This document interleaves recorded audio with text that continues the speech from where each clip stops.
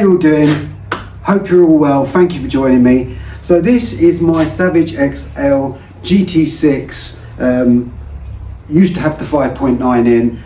This is the outgoing GT6 model. There is now the new blue one, obviously. They're very, very similar. There's not a lot going on with the new one that isn't the same on the old one. Apparently some of the drivetrain is improved.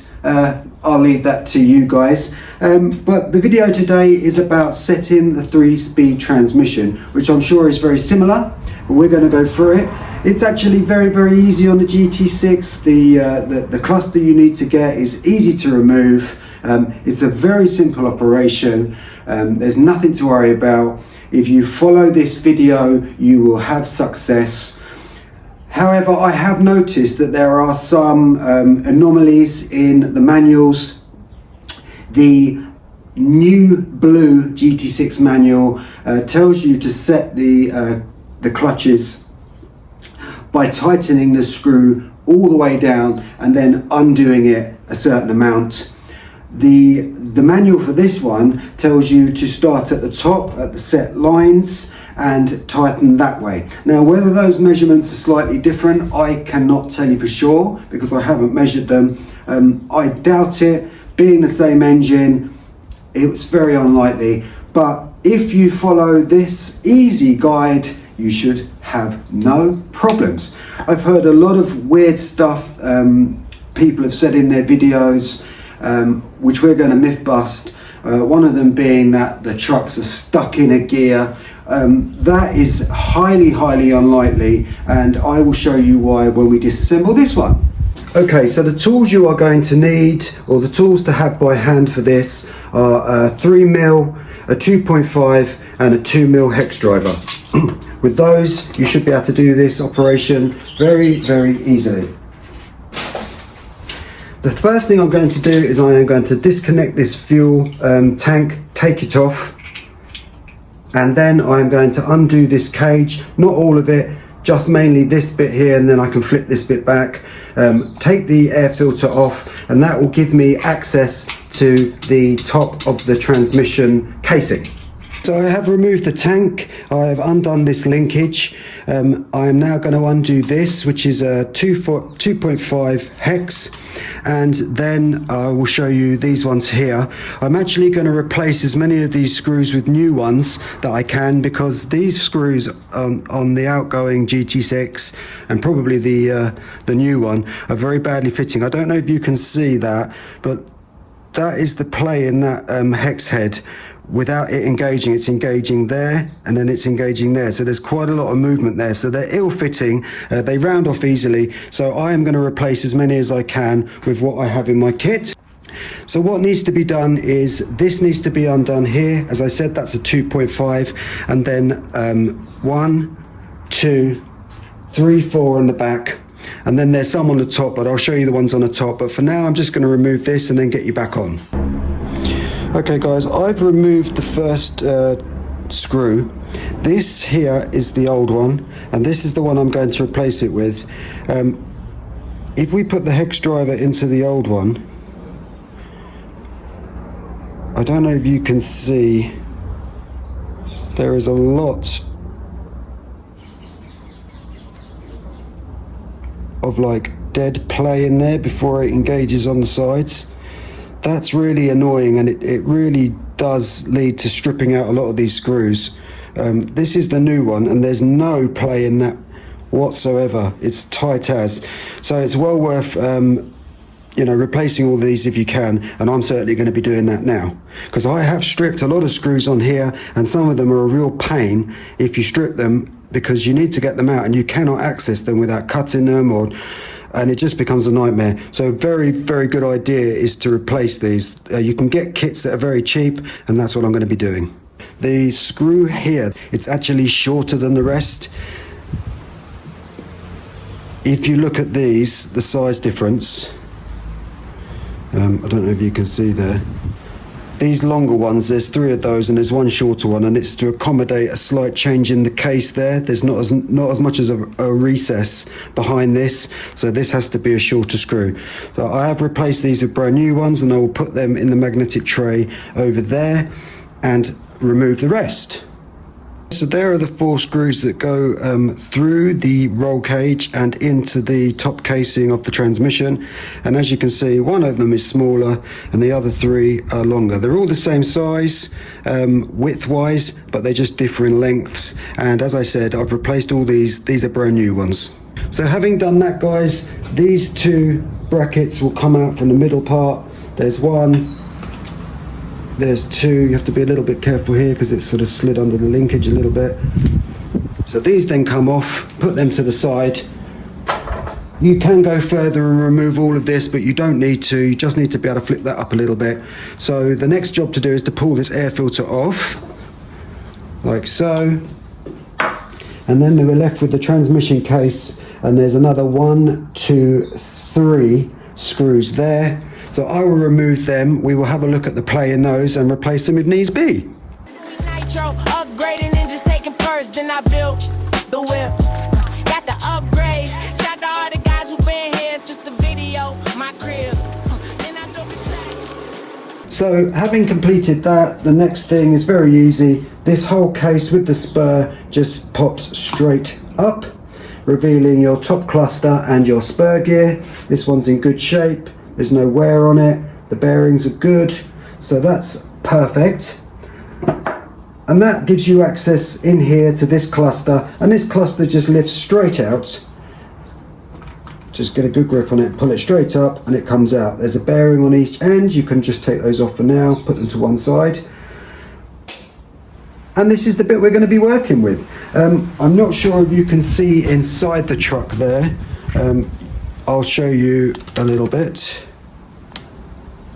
If you can see here and here and here, where the 3 screws go in, where the case splits, I have put 3 shims or washers.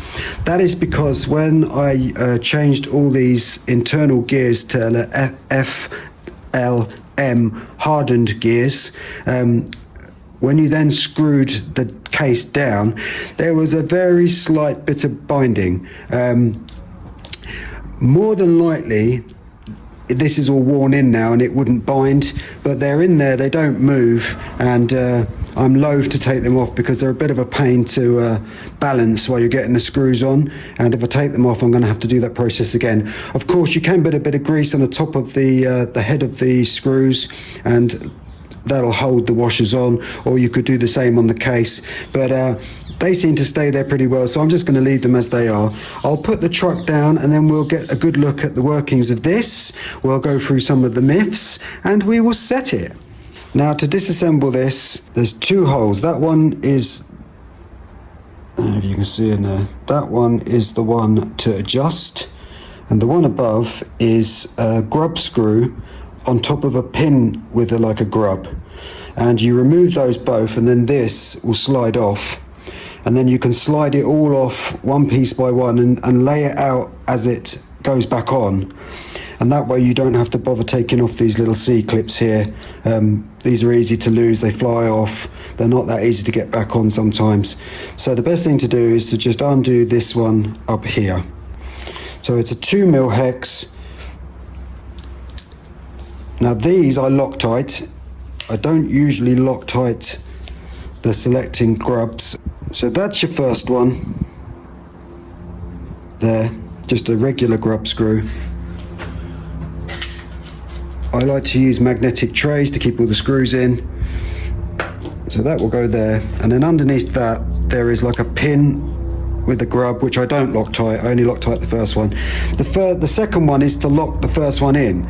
So, you know, whether or not you really need Loctite, I don't know, but I use it anyway just in case, because you don't want this flying about internally and wrecking your gears. And that's the second one there. It's just a pin with a little sort of a grub on the end. So having done that, this selector would slide off. You can pull it off with the gear itself, as so, and just lay it out in order. Next, I've got a shim here. You don't need these shims with the FLM gears, or I'm not sure if you do, but I shimmed it anyway. So that one comes next. There is a bearing in there, as there is in the other one. And then your first to second selector is right here. So guys, how these work is that when these are spinning round at a certain RPM, these little tangs here fly out. They lock in to these little pieces here, and it grips the gear, and that's what gives you second and third. So one thing I've heard people saying is that their truck is stuck in second or stuck in third. But for that to be actually viable, that would mean that these tangs here, this tang here,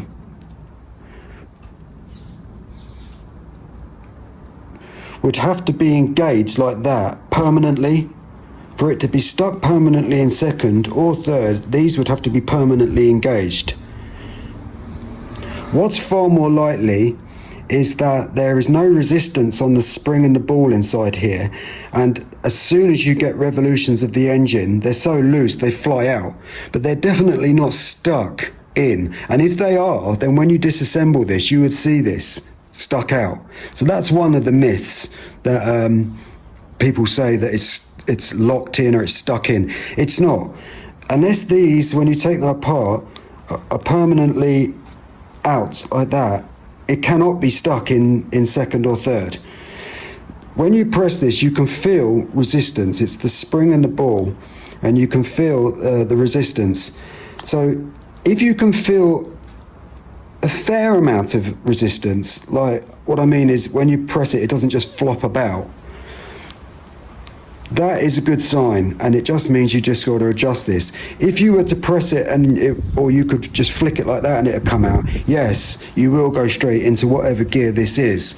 But while there's resistance there, you need some RPM to get this to fly out. This is second, and we're going to adjust this first. Now, I have actually brought the screw out here, right out to flush, which is the starting point in the manual for the orange GT6.